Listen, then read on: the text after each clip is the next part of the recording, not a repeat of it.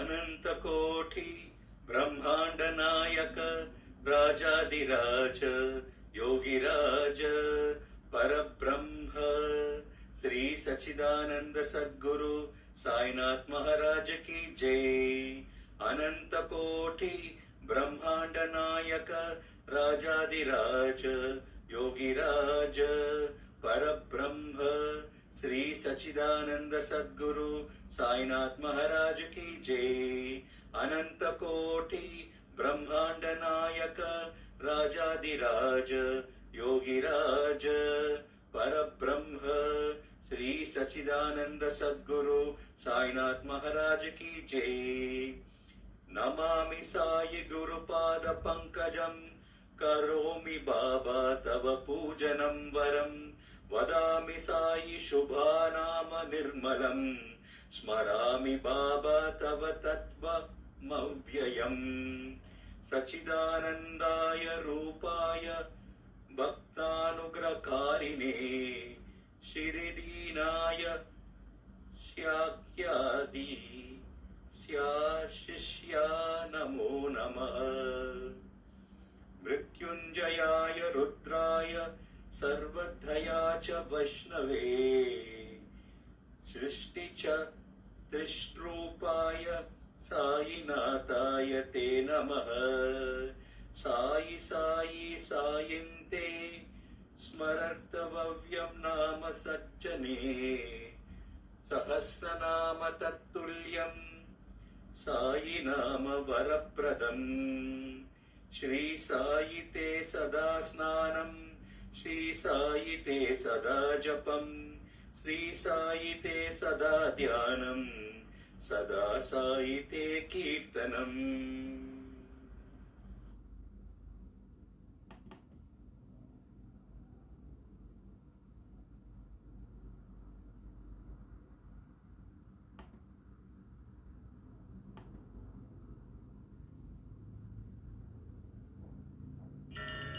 ओम श्री सच्चिदानंद सद्गुरु साईनाथ महाराज की जय।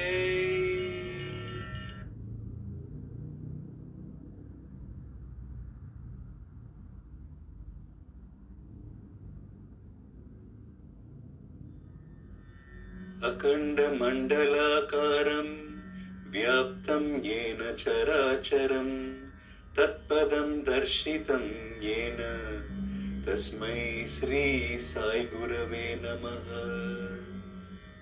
अज्ञानतिमिरान्धस्य ज्ञानाञ्जनशलाकया चक्षुरुन्मीलितं येन तस्मै श्री साई गुरवे नमः।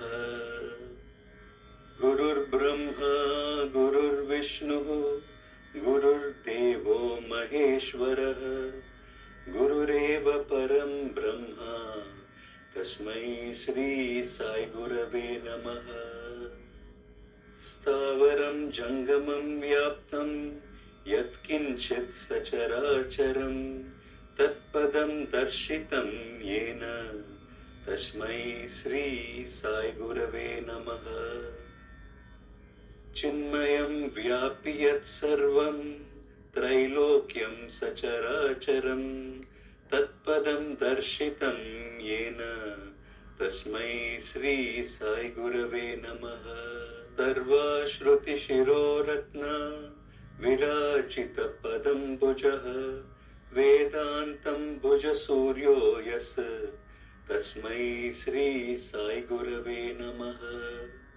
चैतन्य शाश्वत शांतो व्योमातीतो निरंजनः बिंदुनाद कलातीतस् तस्मै श्री साई गुरवे नमः। ज्ञान शक्ति समारूढ़ः तत्वमाला विभूषितः भुक्ति मुक्ति प्रदाता च तस्मै श्री साई गुरवे नमः। अनेक जन्म संप्राप्त कर्म बंध विदाहिने आत्मज्ञान प्रधानेन तस्मै श्री साई गुरवे नमः। शोषणं भवसिन्धोश्च ज्ञापनं सारसम्पदः गुरोपादोदकं सम्यक् तस्मै श्री साई गुरवे नमः। न गुरोरधिकं तत्त्वं न गुरोरधिकं तपः तत्त्वज्ञानात् परं नास्ति तस्मै श्री साई गुरवे नमः। मन्नाथः श्री जगन्नाथः मद्गुरु श्री जगद्गुरुः मदात्मा सर्वभूतात्मा तस्मै श्री साई गुरवे नमः। गुरुरादिरनादिश्च गुरुः परमदैवतं गुरोः परतारं नास्ति तस्मै श्री साई गुरवे नमः। त्वमेव माता च पिता त्वमेव त्वमेव बन्धुश्च सखा त्वमेव त्वमेव विद्या द्रविणं त्वमेव त्वमेव सर्वं मम देव देव त्वमेव सर्वं मम देव देव स्वमेव सर्वं मम देव देव। ओम श्री सच्चिदानंद सद्गुरु साईनाथ महाराज की जय। ओम श्री सच्चिदानंद सद्गुरु साईनाथ महाराज की जय। ओम श्री सच्चिदानंद सद्गुरु साईनाथ महाराज की जय।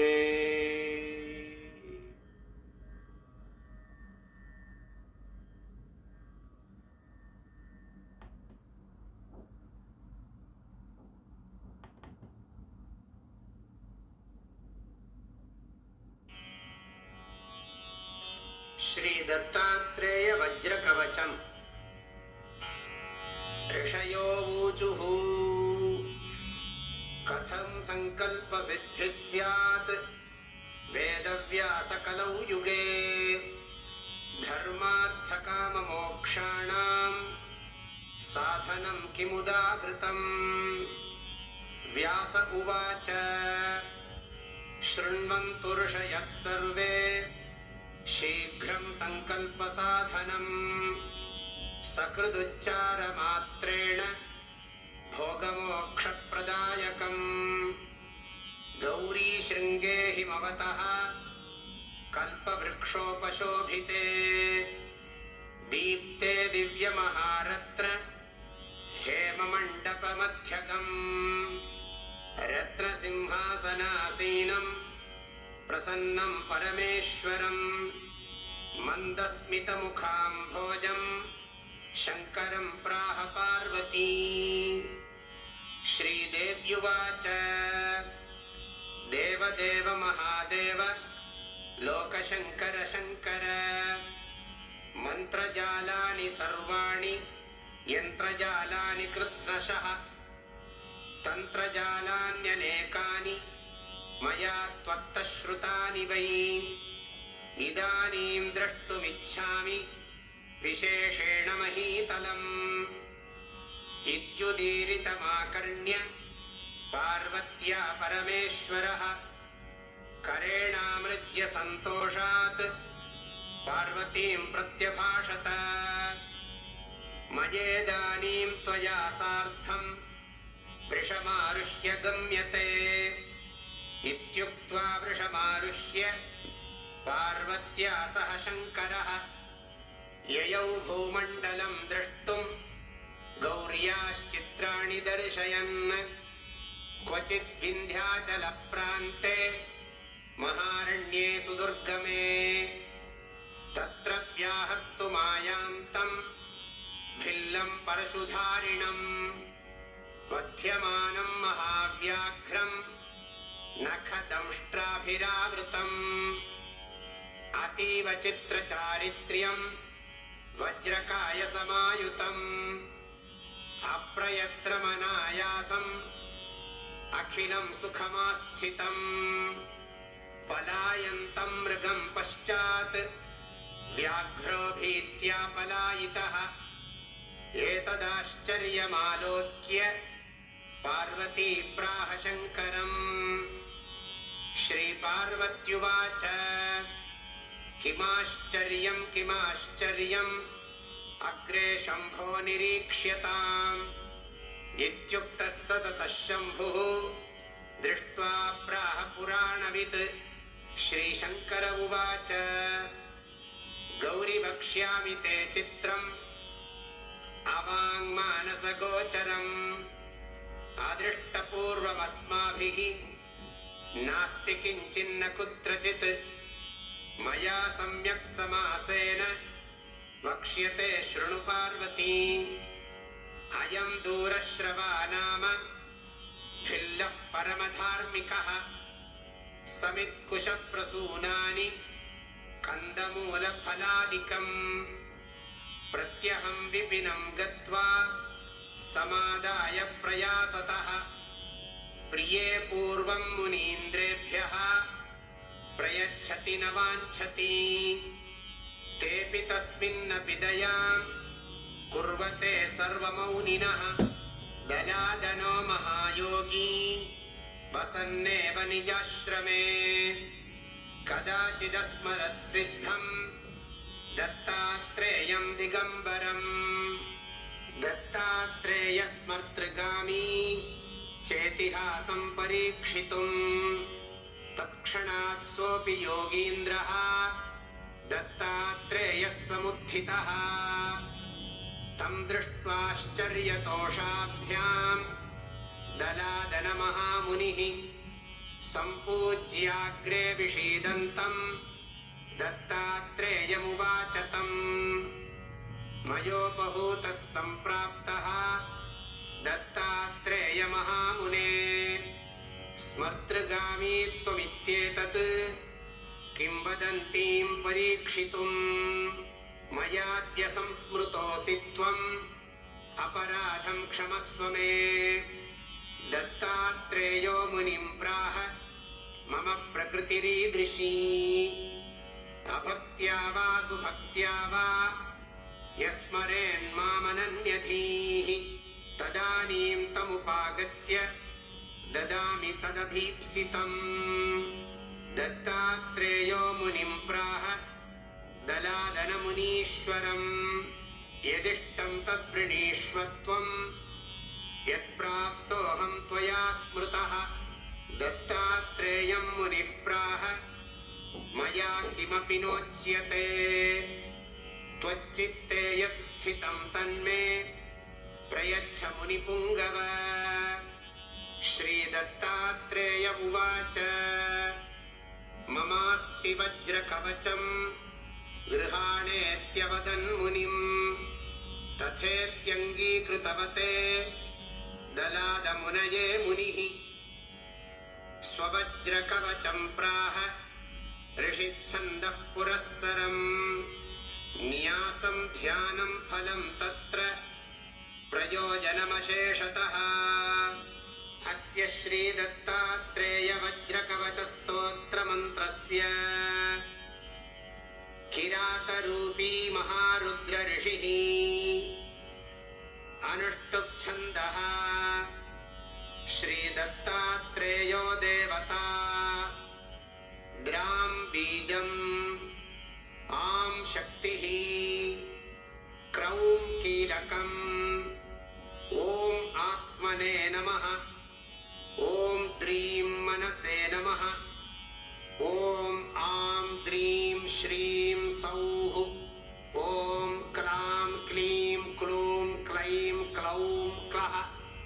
श्रीदत्तात्रेय प्रसाद सिद्ध्यर्थे जपे विनियोगः।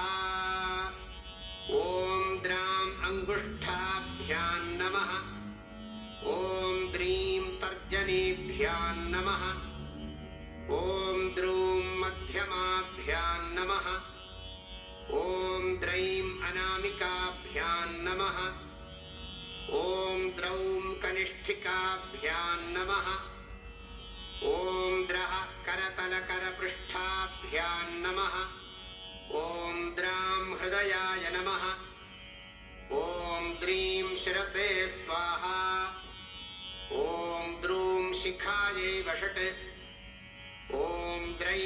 कवचायहुम् ॐ द्रौं नेत्रत्रयाय वौषट् ॐ द्रः अस्त्राय फट् ॐ भूर्भुवः स्वरोमिति दिग्बन्धः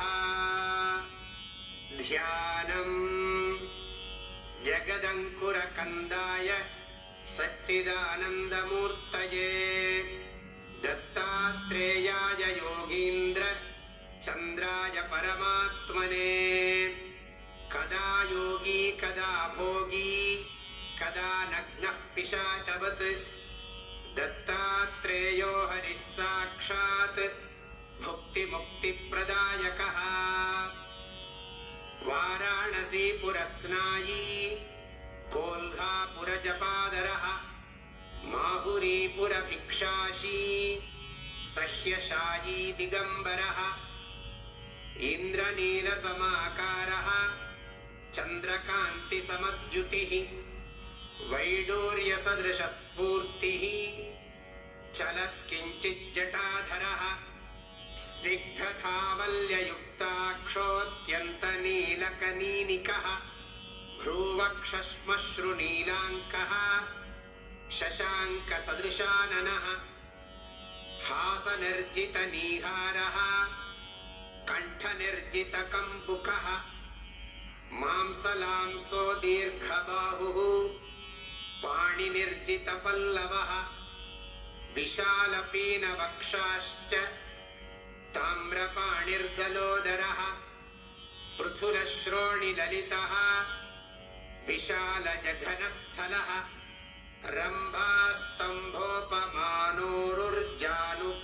रम्भास्तम्भोपमानोरुर्जानुपूर्वैकजङ्घकः गूढगुल्फः कूर्मपृष्ठः लसत्पादोपरिस्थलः रक्तारविन्दसदृशरमणीयपदाधरः चर्माम्बरधरो योगी स्मर्तृगामी क्षणे क्षणे ज्ञानोपदेशनिरतः विपद्धरणदीक्षितः सिद्धासनसमासीनः ऋजुकायो हसन्मुखः वामहस्तेन वरदः दक्षिणेनाभयङ्करः बालोन्मत्तपिशाचीभिः क्वचिद्युक्तः परीक्षितः त्यागी भोगी महायोगी नित्यानन्दो निरञ्जनः सर्वरूपी सर्वदाता सर्वगः सर्वकामदः भस्मोद्धूलितसर्वाङ्गः महापातकनाशनः भुक्तिप्रदो मुक्तिदाता जीवन्मुक्तो न संशयः एवं ध्यात्वानन्यचित्तः मद्वज्रकवचं पठेत् मामेव पश्यन् सर्वत्र समया सह सञ्चरेत् दिगम्बरं भस्मसुगन्धलेपनं चक्रं त्रिशूलं डमरुं गदायुधम् पद्मासनं योगिमुनीन्द्रवन्दितं दत्तेति नाम स्मरणेन नित्यम् लं पृथिव्यात्मने गन्धं समर्पयामि हम आकाशात्मने पुष्पैः पूजयामि यं वायुवात्मने धूपमाघ्रापयामि रं वह्न्यात्मने दीपं दर्शयामि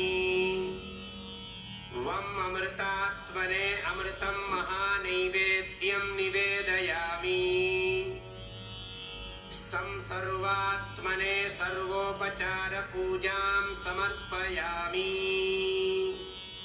ॐ द्रां ॐ द्रां ॐ द्रां ॐ द्रां ॐ द्रां ॐ दत्तात्रेयः शिरः पातु सहस्राब्जेषु संस्थितः भालं पात्वनसूयेयः चन्द्रमण्डलमध्यगः कूर्चं मनोमयः पातु हं क्षं विदलपद्मभूः ज्योतिरूपोक्षिणी पातु पातु शब्दात्मकश्रुती नासिकां पातु गन्धात्मा मुखं पातु रसात्मकः जिह्वां वेदात्मकः पातु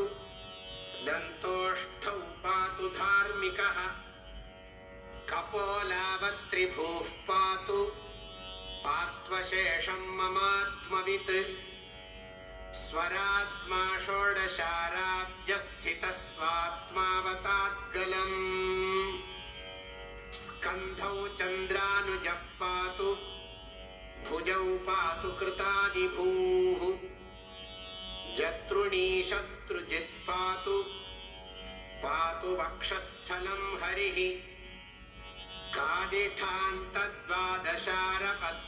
कादिठान्तद्वादशारपद्मगोमरुदात्मकः योगीश्वरेश्वरः पातु हृदयं हृदयस्थितः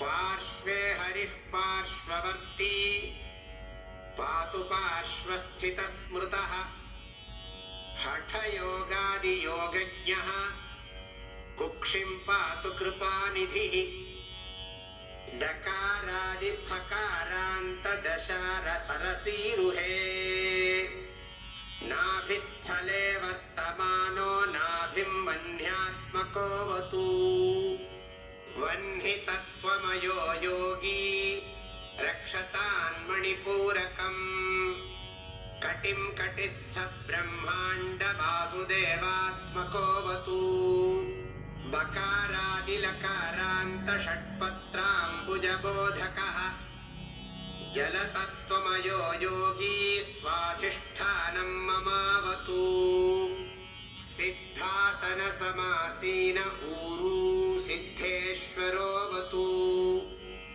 वादिसान्तचतुष्पत्रसरोरुहनिबोधकः मूलाधारं महीरूपो रक्षताद्वीर्यनिग्रही पृष्ठं च सर्वतः पातु जानुन्यस्तकराम्बुजः जङ्घे पात्ववधूतेन्द्रः पात्वङ्घ्रीतीर्थपावनः सर्वाङ्गं पातु सर्वात्मा रोमाण्यवतु केशवः चर्म चर्माम्बरः पातु रक्तं भक्तिप्रियोऽवतु मांसं मांसकरः पातु मज्जां मज्जात्मकोऽवतु अस्थीनि स्थिरधीः पायान् मेधां वेधाः प्रपालयेत् शुक्रं सुखकरः पातु चित्तं पातु दृढाकृतिः मनोबुद्धिमहङ्कारं हृषीकेशात्मकोऽवतु कर्मेन्द्रियाणि पात्वीशः पातु ज्ञानेन्द्रियाण्यजः बन्धून् बन्धूत्तमः पायाच्छत्रुभ्यः पातु शत्रुजित् गृहारामधनक्षेत्रपुत्रादीन् शङ्करोऽवतु भार्यां प्रकृतिवत् पातु पश्वादीन् पातु शार्ङ्गभृत् प्राणान् पातु प्रधानज्ञो भक्ष्यादीन् पातु भास्करः सुखं चन्द्रात्मकः पातु दुःखात् पातु पुरान्तकः पशून् पशुपतिः पातु भूतिं भूतेश्वरो मम प्राच्यां विषहरः पातु पात्वग्नेय्यां मखात्मकः यां यां धर्मात्मकः पातु नैऋत्यां सर्ववैरिहृत् वराहः पातु वारुण्यां वायव्यां प्राणदोऽवतु कौबेर्यां धनदः पातु पात्वैशान्यां महागुरुः ऊर्ध्वं पातु महासिद्धः पात्वधस्ताज्जटाधरः रक्षाहीनं तु यत्स्थानं रक्षत्वादिमुनीश्वरः ॐ नमो भगवते दत्तात्रेयाय स्म स्मरणमात्रसन्तुष्टाय महाभयनिवारणाय महाज्ञानप्रदाय चिदानन्दात्मने बालोन्मत्तपिशाचवेषाय महायोगिने अवधूताय अनघाय अनसूयानन्दवर्धनाय अत्रिपुत्राय सर्वकामफलप्रदाय भवबन्धविमोचनाय आम् असाध्यसाधनाय ह्रीं विभूतिदाय क्रों साध्याकर्षणाय ऐं वाक्प्रदाय क्लीं जगत्त्रयवशीकरणाय सौः सर्वमनस्संक्षोभणाय श्रीं महासम्पत्प्रदाय ग्लौं भूमण्डलाधिपत्यप्रदाय द्रां चिरञ्जीविने वषट् वशीकुरु वशीकुरु वौषट् आकर्षय आकर्षय हुं विद्वेषय विद्वेषय फट् उच्चाटय उच्चाटय ठः ठः स्तम्भय स्तम्भय खें खें मारय मारय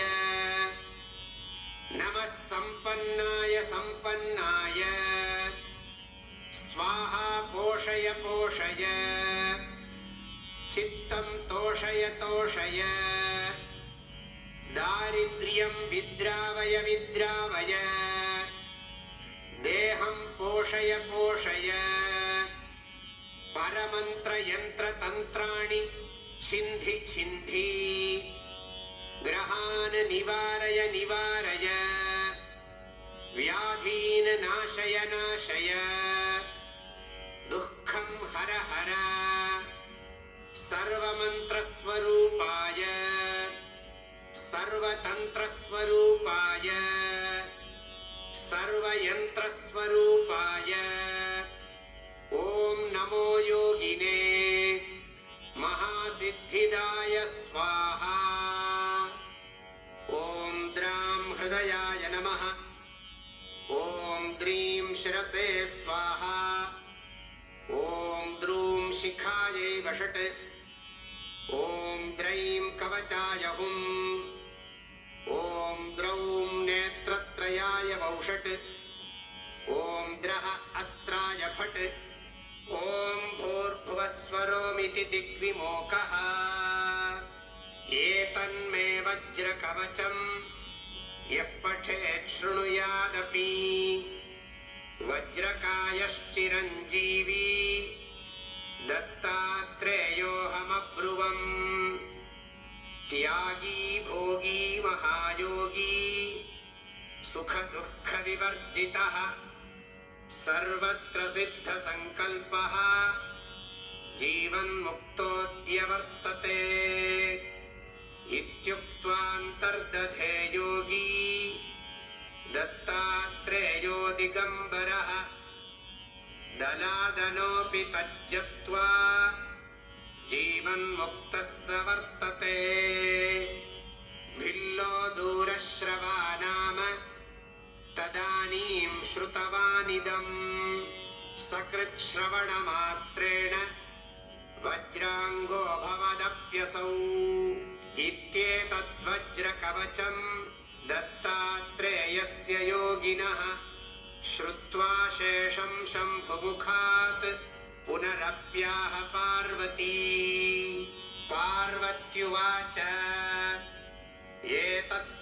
एतत्कवचमाहात्म्यं वद विस्तरतो मम कुत्र केन कदा जाप्यं किं यज्जाप्यं कथं कथम् उवाच शम्भुस्तत्सर्वं पार्वत्या विनयोदितम् श्रीशिव उवाच शृणु पार्वति वक्ष्यामि समाहितमनाविलम् धर्मार्थकाममोक्षाणाम् इदमेव परायणम् हस्त्यश्वरथपादाति सर्वैश्वर्यप्रदायकम् पुत्रमित्रकलत्रादि सर्वसन्तोषसाधनम् वेदशास्त्रादिविद्यानां निधानं परमं हि तत् सङ्गीतशास्त्रसाहित्य सत्कवित्वविधायकम् बुद्धिविद्या स्मृतिप्रज्ञाम् अतिप्रौढिप्रदायकम् सर्वसन्तोषकरणम् सर्वदुःखनिवारणम् शत्रुसंहारकं शीघ्रं यशः कीर्तिविवर्धनम् अष्टसङ्ख्यामहारोगाः सन्निपातास्त्रयोदश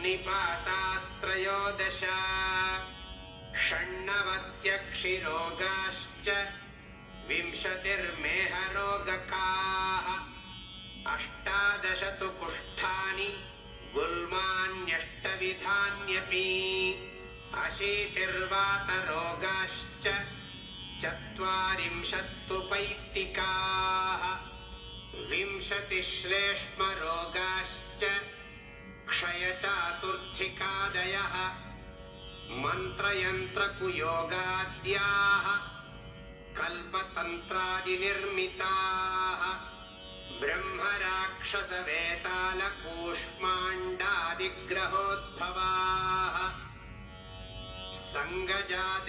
सङ्गजादेशकालस्थाः तापत्रयसमुत्थिताः नवग्रहसमुद्भूताः महापातकसम्भवाः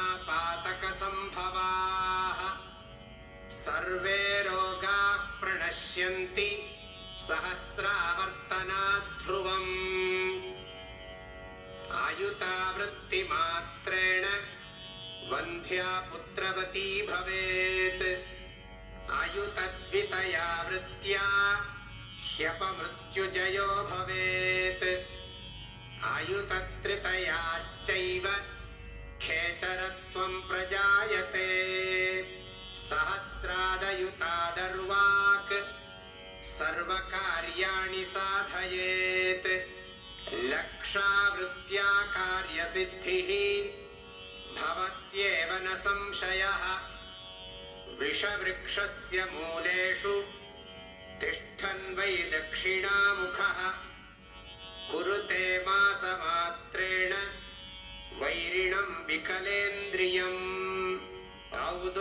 औदुम्बरतरोर्मूले वृद्धिकामेन जाप्यते श्रीवृक्षमूले श्रीकामी तिन्त्रिणी शान्तिकर्मणि ओजस्कामोऽश्वत्थमूले स्त्रीकामः सहकारके ज्ञानार्थी तुलसीमूले गर्भगेहे सुतार्थिभिः धनार्थिभिस्तु सुक्षेत्रे पशुकामैस्तु गोष्ठके देवालये सर्वकामैः तत्काले सर्वदर्शितम् नाभिमात्रजले स्थित्वा भानुमालोक्य यो जपेत् युद्धे वा शास्त्रवादे वा सहस्रेण जयो भवेत् कण्ठमात्रे जले स्थित्वा यो रात्रौ कवचं पठेत् ज्वरापस्मारकुष्ठादि तापज्वरनिवारणम् यत्र यत् स्यात् स्थिरं यद्यत् प्रसन्नं तन्निवर्तते तेन तत्र हि जप्तव्यम् ततः सिद्धिर्भवेत् ध्रुवम् इत्युक्तवान् शिवो गौर्यै रहस्यं परमं शुभम् यः पठेद्वज्रकवचम् दत्तात्रेयसमो भवेत् एवं शिवेन कथितं हिमवत्सुतायै प्रोक्तं दलादमुनये त्रिसुतेन पूर्वम् यः कोऽपि वज्रकवचं पठतीह लोके दत्तोपमश्चरति योगिवरश्चिरायुः इति श्रीरुद्रयामले हिमवत्खण्डे श्रीदत्तात्रेयवज्रकवचस्तोत्रं सम्पूर्णम्। ॐ सर्वं श्री दत्तात्रेयार्पणमस्तु।